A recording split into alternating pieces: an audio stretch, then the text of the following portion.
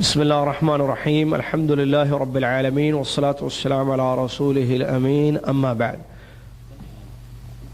قال الله سبحانه وتعالى: وأنزلنا من السماء ماء.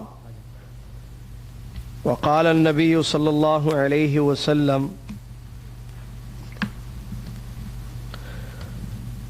لا تقبل صلاة بغير طهور. متفق علیہ۔ تمام تعریفیں، ہر قسم کی بڑائی، کبریائی اس اللہ وحدہ لا شریک احکم الحاکمین الہ العالمین کے لیے ہے، جو ہمارا خالق اور مالک اور سچا معبود ہے، اس کے سوا کوئی بندگی اور عبادت کے لائق نہیں ہے۔ سبحان اللہ و بحمدہ سبحان اللہ العظیم۔ اس کے بعد درود و سلام ہو امام الانبیاء محمد الرسول اللہ صلی اللہ علیہ وسلم کی ذات گرامی پر، جنہوں نے ہم تک اللہ تبارک و تعالیٰ کا دین پہنچایا اور طہارت کے مسائل حدیثوں میں تفصیل کے ساتھ بیان فرمائے۔ اللہم صلی علی محمد وعلی آل محمد کما صلیت علی ابراہیم وعلی آل ابراہیم انک حمید مجید۔ اللہم بارک علی محمد وعلی آل محمد کما بارکت علی ابراہیم وعلی آل ابراہیم انک حمید مجید۔ اس حمد اور صلاۃ کے بعد آج 7 رجب 1434 ہجری مطابق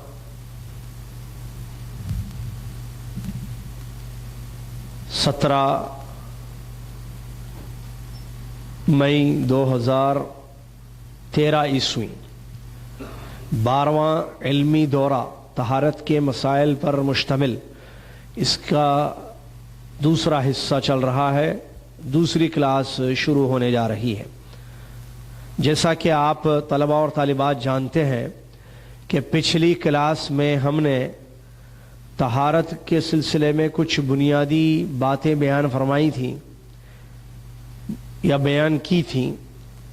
ایک طہارت کا مفہوم، دوسرے پانی اور اس کی قسمیں، تیسرے نجاستوں کا بیان۔ طہارت پاکی صفائی کو عربی میں کہتے ہیں، اور حسی اور حکمی نجاستوں سے پاکی حاصل کرنا شریعت میں طہارت کہلایا جاتا ہے۔ یعنی ہمارا دل اور دماغ شرک، کفر، حسد، بغض، نفرتیں، عداوتیں، ان تمام بیماریوں سے پاک ہو، یہ باطنی طہارت ہے جس کو حکمی کہا جاتا ہے، حکمی نجاست، حکمی طہارت۔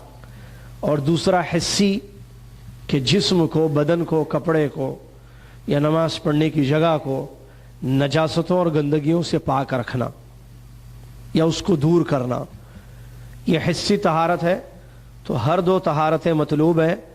زیادہ پہلے جس کی اہمیت ہے وہ ہے اندرونی صفائی، باطنی طہارت، حکمی طہارت جس کو کہتے ہیں کہ ہمارا دل اور دماغ شرک و بدعات، کفر اور اللہ تبارک و تعالیٰ کے حرام کردہ چیزوں سے پاک ہو، جیسے حسد ہے، بغض ہے، نفرت ہے، کینہ ہے، ایک دوسرے کے لیے دشمنی رکھنا، ایک دوسرے کے لیے نفرتیں اپنے دلوں میں، کراہتیں رکھنا، یہ ساری چیزوں سے دل ہمارا پاک ہو۔ قلب سلیم جس کو قرآن میں اللہ تعالیٰ نے فرمایا، یوم لا ينفع مال ولا بنون الا من اتى اللہ بقلب سلیم۔ آپ لوگ سب خیریت سے ہیں نا انشاءاللہ؟ ٹھیک ہے، پورے انشاءاللہ، اور غور سے توجہ سے سن رہے ہوں گے پورے انشاءاللہ۔ میں بڑا حسن ظن رکھتا ہوں اپنے طلباء اور طالبات کے سلسلے میں، جو کہ اسلامی حکم ہے۔ حسن ظن سمجھتے ہیں اچھا سوچنا، تو آپ لوگ بھی میرے بارے میں اچھا سوچیں، کیونکہ آپ کا میرا تعلق یہاں اس دورے میں کیا ہے، باہر کیا رشتے ہیں الگ مسئلہ ہے، یہاں استاد اور شاگرد کا ہے۔ تو استاد کی ذمہ داری ہے کہ اپنے شاگردوں کے سلسلے میں حسن ظن سے کام لے، تو شاگردوں کی ذمہ داری بھی وہی ہے۔ بلکہ یہ حسن ظن، ایک دوسرے کے بارے میں اچھا سوچنا، ہر مسلمان پر واجب ہے۔ ہر مسلمان اپنے مسلمان بھائی بہن کے لیے اچھا سوچے، حسن ظن، سمجھ رہے ہیں؟ طبیعت کا خیال کرتے ہوئے آواز یا انداز کو قابو میں کیا جا رہا ہے، اس کو ذہن میں رکھیے آپ، کہ آپ لوگوں کی توجہ پوری برقرار رہے کلاس کے اختتام تک انشاءاللہ۔ جزاکم اللہ خیر۔ تو یہ بہت ضروری ہے کہ انسان اپنی باطنی طہارتوں کی طرف خاص طور سے خیال رکھے، اور بڑی اچھی بات پچھلی کلاس میں کسی سلف کے قول کی ہم نے بیان کی تھی، سلف کا قول، کہ تعجب ہے مجھے ان لوگوں پر جو اپنے ظاہر کو پاک اور صاف کرنے کی تو خاص توجہ خاص خیال رکھتے ہیں اپنے ظاہر کو، لیکن اپنی اندرونی گندگی کو صاف کرنے کی کوشش نہیں کرتے یا اس کی طرف توجہ نہیں کرتے، مطلب دل ان کا اچھا نہیں ہے اور جسم اور کپڑے ان کے صاف ہیں، دل صاف نہیں ہے۔ اصل دل صاف ہونا ہے، الا من اتى اللہ بقلب سلیم، اللہ تعالیٰ قلب سلیم دیکھتا ہے، اور بھی قرآن اور حدیث میں اس کی دلیلیں موجود ہیں۔ چلیے، اس کے بعد ہم نے پانی کی قسمیں پڑھی تھی، وہی ابھی جو بتا رہا تھا میں، طہور، طاہر، نجس، اور ان کا ٹائپ آف آرڈر کہ طہور کا کیا حکم ہے، طاہر کا کیا حکم ہے، اور نجس کا کیا حکم ہے۔ پھر نجاستوں کا بیان، گندگی مختلف قسم کی ہوتی ہے، بتا دیا گیا تھا، یاد ہوگا آپ کو انشاءاللہ، یاد نہیں ہوگا بڑا مسئلہ ہے، آپ کا بڑا مسئلہ ہے، یاد نہیں رکھیں گے، یاد رکھیں گے بہت فائدہ ہے انشاءاللہ، ٹھیک ہے۔ مذکرے کی طرف نظر نہ ڈالیں، مذکرے کو بالکل بند کر کے پوری توجہ میری باتوں کی طرف رکھیں، کیونکہ آگے بڑی اہم باتیں آ رہی ہیں۔ آخری بات جہاں رکی تھی ہماری وہ تھا نجاستوں کا بیان۔ ہم نے بتایا تھا پچھلی کلاس میں کہ سبیلین سے جتنی چیزیں نکلتی ہیں، دو راستوں سے، سامنے اور پیچھے، شرمگاہیں جس کو کہتے ہیں، دو راستے، تو دو راستوں سے جتنی چیزیں نکلتی ہیں وہ سب نجس ہیں، ناپاک ہوتی ہیں، معلوم ہے، ٹھیک ہے، اور ہم نے اس کی کچھ وضاحت بھی پچھلی کلاس میں کی تھی۔ اسی طریقے سے جانور کے ذبح کرتے وقت جو خون نکلتا ہے، دم مسفوح جس کو کہا گیا قرآن کی آیت میں، یہ بھی ناپاک ہو۔ اسی طریقے سے حرام جانوروں کا پیشاب و پاخانہ، ان کی گندگی بھی ناپاک ہے، جو حرام جانور ہیں۔ جانور دو قسم کے ہیں، ایک حلال، دوسرا حرام، تو یہ بھی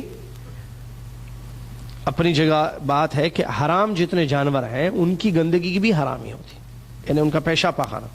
اسی طریقے سے مردہ جانور، یہ بھی ناپاک ہے، نجس ہے مردہ جانور، سوائے مچھلی اور ٹڈی کے، مچھلی اور ٹڈی۔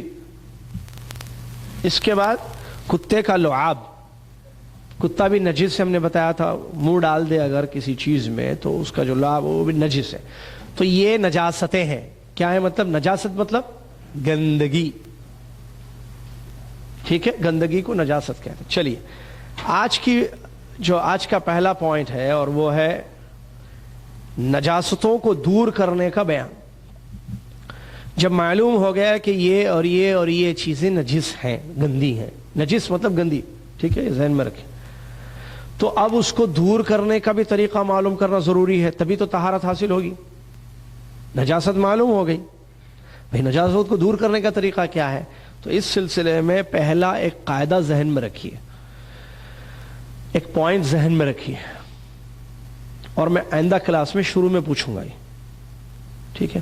مجھے بہت زیادہ تکلیف ہوتی ہے اس وقت، ابھی مجھے بخار کی اتنی تکلیف نہیں ہے، جتنی تکلیف یا مجھے مطلب چوٹ لگ جائے، اتنی خون بہے، کٹ جائے انگلی وغیرہ، اتنی تکلیف نہیں ہوتی ہے۔ جتنی تکلیف یہ اس وقت ہوتی ہے کہ میں مطلب دل سے محنت کر کے ایک جذبے سے کوئی چیزیں آپ کو بتاؤں، اور بار بار آپ سے کہوں کہ یہ یاد رکھنے کی چیزیں، اس کو یاد رکھیے، اور بعد میں آپ بھول جائیں، میں پوچھوں تو آپ نہیں بتاتے ہیں نا، تو بہت دل کو تکلیف ہوتی ہے۔ اب اس کا کیا علاج ہے کہ آپ یاد رکھیں، تکلیف ہی نہ ہو، بھائی سیدھی بات۔ تو میں کچھ پوائنٹس ہیں بعض، جیسے ابھی میں کہہ رہا ہوں کہ ایک بہت اہم ترین قاعدہ ہے، اس کو یاد رکھیے۔ کیا ہے وہ؟ الاصل فی الطہارۃ الماء،